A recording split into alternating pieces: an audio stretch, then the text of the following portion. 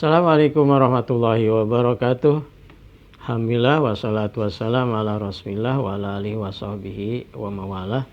Segala puji hanya milik Allah subhanahu wa ta'ala. Begitu banyak nikmat dan anugerah serta karunia dari Allah subhanahu wa ta'ala, dimana kita berkewajiban untuk mensyukurinya, terutama nikmat iman, nikmat Islam, nikmat hidayah, dan nikmat taufik. Salawat dan salam semoga senantiasa tersampaikan kepada qudwah Rasulullah Muhammad bin Abdillah, keluarganya, para sahabat, tabi'in, tabi'in, dan pengikutnya sampai akhir zaman.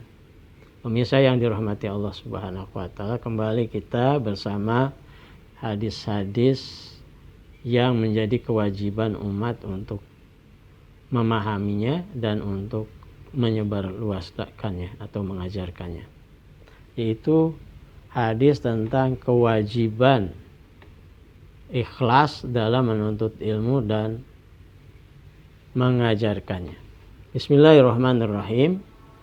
An Abi Hurairah radhiyallahu anhu qala sami'tu Rasulullah sallallahu alaihi wasallam yaqul inna awwalan nasi yuqda yaumal qiyamati alaihi rajulun ustushhida fa utiya bihi fa'arrafahu ni'amahu fa'arafaha qala fa ma amil tafiha qala qataltu fik hatta stushhidtu qala kazibta walakinnaka qatalta li ayyuqala jari faqad kila summa umira bi fasuhiba ala wajhi hatta ulqiya finnar wa rajulun ta'alama al-ilma wa 'allamahu wa qara'a al-Qur'an fa utiya bihi fa arrafahu ni'amahu fa arafa qala fama amilta fiha qala ta'allamtul ilma wa 'allamtuhu fa qara'tu fikal Qur'an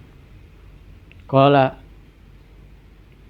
kazibta walakinnaka ta'allamtal ilma liuqal alimun wa qara'tal Qur'an liuqal huwa qari faqad qila summa utiya bihi fasuhiba ala wajhi hatta ulqiya finnar wa rajulun wasa'allahu alaihi wa atahu min asnafil mal kulliha fa utiya bihi fa arrafahu ni'amahu fa arafaha qala fama amil tafiha qala ma taraktu min sabilin tuhibu ayyun faqa fiha illa anfaqtu fiha laka qala kazabta walakinnaka fa'alta liuqal huwa jawadun faqad qila summa umira bihi fasuhiba ala wajhi summa ulqiya finnar rawahu Imam Muslim. Yang artinya dari Abu Hurairah radhiyallahu anhu, dia berkata, aku pernah mendengar Rasulullah SAW bersabda, sesungguhnya orang yang pertama diadili pada hari kiamat atau dihadapkan kepada Allah Subhanahu wa ta'ala di hari kiamat adalah orang yang mati syahid, dihadirkan di hadapan Allah Subhanahu wa ta'ala. Kemudian Allah Subhanahu wa ta'ala memperlihatkan nikmat-nikmat yang akan diberikan kepadanya. Lalu dia mengenalnya, mengetahuinya. Lalu Allah Subhanahu wa ta'ala bertanya, wahai fulan, apa yang kau kerjakan dengan nikmat-nikmat itu? Dia menjawab, aku perang di jalanmu ya Allah, sehingga aku mati syahid. Lalu Allah Subhanahu wa ta'ala mengatakan, kamu telah berdusta. Kamu lakukan semua itu, kamu perang karena untuk disebut atau dikenal sebagai orang pemberani. Dan semua itu sudah terbukti di dunia. Kemudian malaikat diperintahkan untuk menariknya, melemparkannya ke neraka. Yang kedua, seorang yang belajar ilmu dan mengajarkannya, membacakan Al-Quran, lalu dihadirkan di hadapan Allah Subhanahu wa ta'ala, lalu dikenalkan atau diberitahu padanya nikmat-nikmat, lalu dia mengenalinya. Allah Subhanahu wa ta'ala bertanya, apa yang kau kerjakan dengan nikmat-nikmat ini? Ia menjawab, aku belajar ilmu, mengajarkannya, aku membaca Al-Quran karenamu. Allah menjawab, bohong kamu, akan tapi kamu belajar ilmu untuk disebut sebagai seorang alim, dan kamu baca Al-Quran agar disebut sebagai qari. Dan itu semua sudah terjadi di dunia. Kemudian malaikat diperintahkan untuk menariknya ke neraka. Yang ketiga, seorang laki-laki yang diberikan kemudahan oleh Allah Subhanahu wa taala rizki, dan berbagai macam-macam rizki diberikan kepadanya, lalu dihadirkan pada hari kiamat pada Allah Subhanahu wa taala dan dikenalkan, diberitahukan nikmat-nikmat yang telah diberikan kepadanya. Lalu Allah Subhanahu wa taala bertanya, apa yang kau kerjakan wahai fulan dengan amal-amal, dengan harta-harta tersebut? Dia menjawab, semuanya aku kerahkan untuk fisabilillah, di jalanmu ya Allah. Setiap jalan di mana engkau menghendaki untuk berinfak di jalannya, maka aku telah berinfak untukmu ya Allah, karenamu. Allah menjawab, kamu adalah dusta. Akan tapi kamu telah lakukan semua itu agar disebut sebagai seorang dermawan. Dan semua itu sudah terjadi di dunia. Kemudian diperintahkan untuk dilemparkan ke neraka. Hadis riwayat Imam Muslim.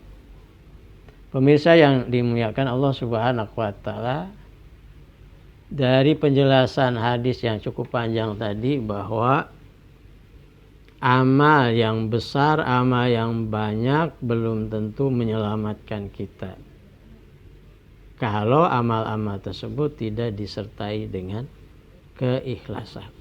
Pentingnya keikhlasan. Dalam hal ini ikhlas beramal dalam kaitannya dengan menuntut ilmu dan mengajarkan ilmu. Ikhlas dalam berjihad fisabilillah, ikhlas dalam berinfak untuk kepentingan Islam, umat Islam. Dari apa yang dijelaskan dalam hadis ini bisa kita pahami, kita tidak boleh merasa bangga dengan amal-amal yang telah kita lakukan. Belum tentu amal-amal yang kita lakukan itu diterima oleh Allah Subhanahu wa taala. Bisa jadi semua amal-amal yang dilakukan bukan karena Allah, bukan ikhlas tapi riya. Seperti disebutkan di sini, ada yang belajar ilmu untuk disebut alim. Mempelajari Al-Quran, mengajar Al-Quran disebut qari. Ada yang mati syahid disebut pejuang, pahlawan. Ada yang berinfak disebut dermawan, donatur, dan seterusnya. Jangan kita bangga dengan amal-amal sebanyak apapun. Kita harus berupaya untuk memperbaiki, membersihkan amal-amal kita dari segala bentuk riya, karena selain Allah Subhanahu wa taala, dalam kegiatan kita sehari-hari disebutkan dari hadis yang kita baca tadi, itu semua amal-amal sosial, jihad, mengajar, berinfak. Bahwa ketika kita melakukan amal-amal sosial itu jauh lebih sulit ikhlas, termasuk kegiatan-kegiatan politik, sosial, kemasyarakatan. Itu untuk ikhlas berat. Kenapa? Ada orang yang memujinya, ada orang yang membencinya, ada orang yang suka, ada orang yang tidak suka, ada orang yang menerima, ada orang yang menolak. Kalau kita tidak ikhlas, akan berubah. Bisa jadi berhenti dari kegiatan-kegiatan, atau marah, atau kecewa. Berbeda dengan amal-amal yang sifatnya personal atau ritual. Qiyamul Lail mungkin berat, tapi mungkin lebih mudah untuk ikhlas. Orang bangun malam, tahajud, tidak ada yang mengetahui, bahkan orang paling dekat sekalipun istrinya tidak tahu, bisa dia lakukan. Tidak ada yang memuji, tidak ada yang mencaci, tidak ada yang menghina, tidak ada yang suka dan seterusnya. Oleh karenanya harus hati-hati kita dalam beramal ini. Penting yang dapat menyelamatkan amal kita pada hari kiamat adalah keikhlasan. Bukan berarti amal itu enggak penting. Memperbanyak amal itu enggak penting. Justru ukuran kita bisa ikhlas banyak beramal. Mana mungkin kita ikhlas sementara kita tidak beramal. Atau peluang untuk ikhlas manakala amal kita banyak. Apabila amal-amal kita sedikit, ya peluangnya sedikit. Ya, karenanya Imam Hasan Al-Basri mengatakan, upayakan kamu ikhlas dalam beramal. Walaupun mungkin yang terjadi hanya satu kali seumur hidupmu. Itulah yang menyelamatkan kamu di akhirat nanti. Kita sudah tahu semua tentang hadis Arba'in nomor 1, Arba'in Nawawiyah, bahwa keikhlasan itu adalah merupakan syarat terimanya amal atau sahnya amal kita. Oleh karenanya mari ya kita bersihkan hati kita dari segala orientasi, motivasi selain Allah Subhanahu wa ta'ala. Dalam bahasa Al-Qur'an, yabtaguna fadlan minallahi wa ridwana, hanya mengharapkan apa yang dijanjikan oleh Allah Subhanahu wa ta'ala berupa ampunan, berupa surga, berupa ridhonya, dan apa yang dijanjikan oleh Allah Subhanahu wa ta'ala itu menjadi tujuan, menjadi orientasi perjuangan kita. Dalam bahasa slogan dakwah itu Allahu ghayatuna, Allah adalah tujuan kami. Dengan ikhlas kita akan terus semangat berjuang, berkorban. Dengan ikhlas kita tidak akan pernah putus asa. Dengan ikhlas kita akan semangat dalam beramal. Terima kasih. Assalamualaikum warahmatullahi wabarakatuh.